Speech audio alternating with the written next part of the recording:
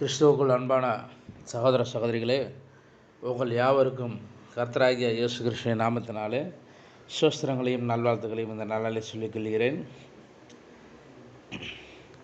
கர்த்தருடைய நாட்களிலே இந்த நாட்களிலே நாம் வெளிப்படுத்துதல் புத்தகத்தை நாம் ஆராய்ந்து கொண்டிருக்கின்றோம். வெளிப்படுத்துதல் புத்தகத்தில் 4ஆம் அதிகாரம் 4வது வசனத்தை குறித்து இந்த நாளிலே நாம் பார்க்க போகிறோம். இந்த வசனம் என்ன சொல்கிறது என்பதை குறித்து இப்பொழுது தியானிப்போம். 24 சிங்காசனங்கள் இருந்தன. 24 மூப்பர்கள் வெண் வஸ்திரம் தரித்து தங்கள் சிரசுகளில் பொன்முடி சூடி அந்த சிங்காசனங்களின் மேல் உட்கார்ந்திருக்க கண்டேன் என்று பார்க்கிறோம். இந்த இடத்துல இந்த சிங்காசனம் அங்கே இருக்கிறது. 24 சிங்காசனம் அங்கே இருக்கிறது. இங்கே 24 மூப்பர்கள் வெண் வஸ்திரம் தரித்து தங்களுடைய சிரசுகளில் பொன்முடி சூடி அந்த சிங்காசனத்தின் மேல் அவர்கள் உட்கார்ந்திருக்க கண்டேன் என்று இங்கே யோவானானவன் சொல்லுகிறதை நாம் இங்கே பார்க்கிறோம். இப்பொழுது இந்த 24 மூப்பர்கள் அவர்கள் யார் என்பதை குறித்து நாம் இங்கே தியானிக்கப் போகிறோம். இந்த 24 மூப்பர்கள் கண்டிப்பாக அவர்கள் தூதர்கள் கூட்டம் அல்ல என்பதை நாம் கண்காணிக்க வேண்டும். பரலோகவாசிகளாகிய தூதர்கள் கிரீடங்களோடும் சிங்காசனங்களோடும் சம்பந்தப்பட்டு இருக்க மாட்டார்கள். இந்த தூதர்கள் விதமான காரியங்களோடு தொடர்புடையவர்களாக அங்கே இருக்க மாட்டார்கள். தூதர்கள் ஒருபோதும் அவர்கள் ஜெயங்கொண்டவர்களாக காணப்படவில்லை. இங்கே இந்த தூதர்கள் பாடிய பாடல்கள் மற்றும் அந்த மற்ற காரியங்களை அங்கே பார்க்கும்போது அவர்கள் தூதர்கள் இல்லை என்பதை அவை நிரூபிக்கின்றன. இப்பொழுது இந்த 24 மூப்பர்கள் மீட்பின் பாடலை அங்கே பாடுகிறார்கள் என்று நாம் பார்க்கிறோம். இந்த தூதர்களானால் இவர்கள் மீட்க வேண்டிய அவசியமில்லை. அவர்கள் அந்த மீட்கப்பட்ட பாடலை பாட வேண்டிய அவசியமில்லை என்பதை குறித்து நாம் இந்த இடத்துல நாம் பார்க்கிறோம். இந்த மூப்பர்கள் தான் அங்கே 24 மூப்பர்கள் தான் அங்கே நாம் அவர்கள் மானிடர்கள், மீட்கப்பட்ட மானிடர்கள் என்று நாம் அங்கே அழைக்கிறோம். இந்த காரியத்தை நாம் அங்கே தெளிவாக பார்க்கும்போது தானியேல் இதே காரியத்தை பார்க்கிறார். தானியேல் 7ஆம் அதிகாரம் 9வது வசனத்திலிருந்து 10வது வசனத்திலிருந்து அவன் என்ன சொல்லுகிறான் என்றால், நான் பார்த்து கொண்டிருக்கையில் சிங்காசனங்கள் வைக்கப்பட்டது. நீண்ட ஆயுசுள்ளவர் வீட்டிருந்தார். அவருடைய வஸ்திரம் உறைந்த மலையைப் போலவும் அவருடைய சிரசின் மயிர் வெண்மையாகவும் பஞ்சை போல துப்புரவாகவும் இருந்தது. அவருடைய சிங்காசனம் அக்கினி ஜுவாலையும் அதன் சக்கரங்கள் எரிகிற நெருப்புமாய் இருந்தது. அக்கினி நதி அவர் சந்ததியிலிருந்து புறப்பட்டு ஓடினது. 1000 பேர் அவரை சேவிக்க வந்தார்கள். கோடாகோடி பேர் அவருக்கு முன்பாக நின்றார்கள். நியாயசங்கம் உட்கார்ந்தது, புஸ்தகங்கள் திறக்கப்பட்டது என்று நாம் பார்க்கிறோம். இப்பொழுது இந்த வசனத்தை நாம் இங்கே கவனித்து பார்க்கும்போது நியாயசங்கமானது உட்கார்ந்திருந்தது. இந்த தானியேல் நியாய தீர்ப்பிலே சிங்காசனத்தை பார்த்தபோது அவைகள் அங்கே காலியாக இருக்கிறது. அவன் சிங்காசனங்கள் வைக்கப்பட்டதையும் நீண்ட ஆயுசுள்ளவர் பரலோகத்திலிருந்து இறங்கி வருவதையும் அங்கே காண்கிறான்.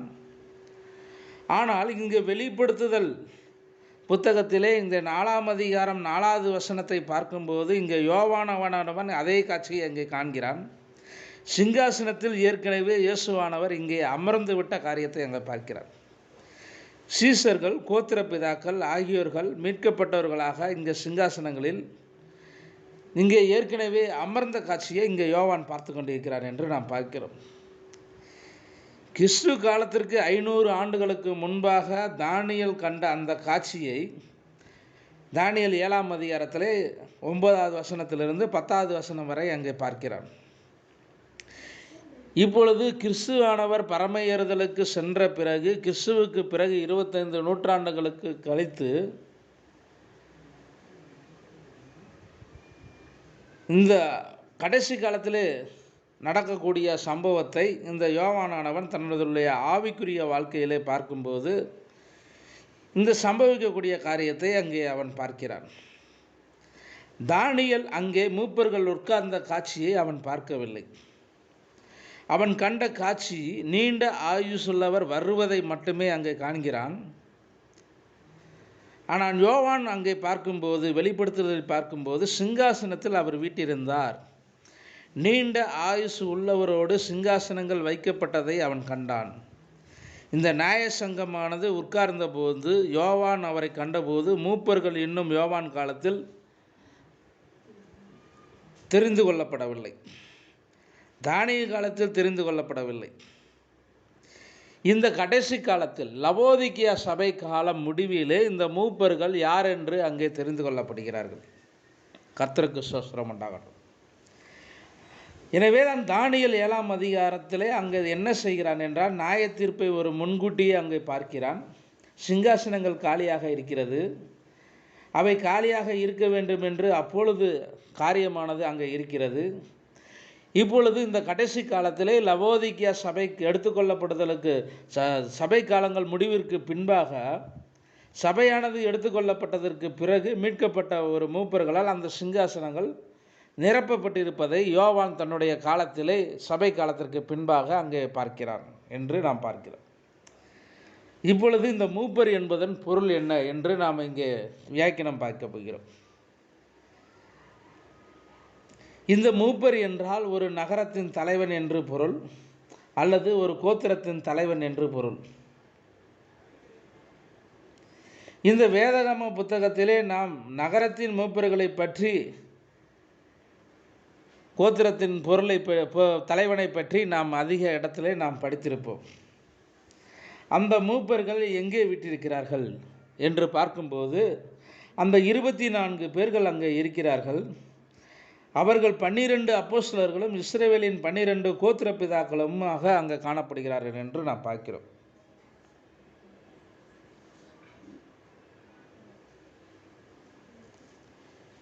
இப்படியா இந்த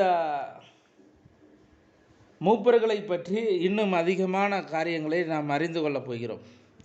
மத்தேயு 19ஆம் அதிகாரம் 28 எடுத்துக்கொண்டு பார்க்கும்போது, வெளிப்படுத்தினல் புத்தகம் 3:21 பார்க்கும்போது அங்கே அவர்கள் மூப்பர்கள் யார் என்பதை, அவர்களுடைய சபையின் அஸ்திவாரம் யார் என்பதை அங்கே பார்க்கிறோம். அப்போஸ்தலர்கள் 12 பேரும் கோத்திர பிதாக்கள் 12 பேரையும் சேர்த்து தான் இங்கே 24 மூப்பர்கள் என்று அங்கே அறிந்து கொள்கிறோம். இந்த வெளிப்படுத்துதல் புத்தகம் 20ஆம் அதிகாரம் 4வது வசனமாக இருந்தாலும் சரி, வெளிப்படுத்துதல் 2ஆம் அதிகாரம் 10வது வசனமாக இருந்தாலும் சரி, 1 பேதுரு 5ஆம் அதிகாரம் 2 வசனத்திலிருந்து 4 வசனம் வரை அங்கே பார்க்கும்போதும், 2 தீமோத்தேயு 4ஆம் அதிகாரம் 8வது வசனமாகிய இந்த காரியங்களெல்லாம் பார்க்கும்போது இந்த மூப்பர்கள் தூதர்கள் அல்ல, அவர்கள் மீட்கப்பட்ட மானிடர்கள் என்பதை நமக்கு அது தெரியப்படுத்தும் என்பதை நான் இந்த இடத்துல நான் சொல்கிறேன். அவர்கள் தூதர்கள் அல்ல, அவர்கள் பரலோக வாசிகள் அல்ல, அவர்கள் ஒரு மீட்கப்பட்ட மனிதர்களாக அங்கே காணப்படுகிறார்கள்.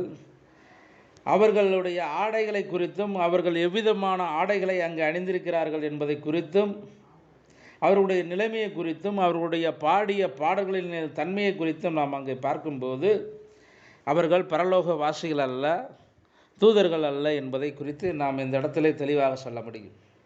அவர்கள் மீட்கப்பட்ட ஒரு மானிடர்கள் என்று நாம் தெளிவாக சொல்ல முடியும். இதைத்தான் இன்னொரு காரியத்தை குறித்து அந்த இடத்திலே நாம் பார்க்கிறோம். அந்த சிங்காசனத்தை சுற்றி 24 சிங்காசனங்கள் இருந்தன. 24 மூப்பர்கள் வெண்வஸ்திரம் தரித்து தங்கள் சிரசுகளில் பொன்மூடி சூடி அந்த சிங்காசனங்களின் மேலே உட்கார்ந்தார்கள் என்று பார்க்கிறோம். இவர்கள் மீட்கப்பட்ட மானிட வர்க்கத்தை இதை குறிக்கிறது.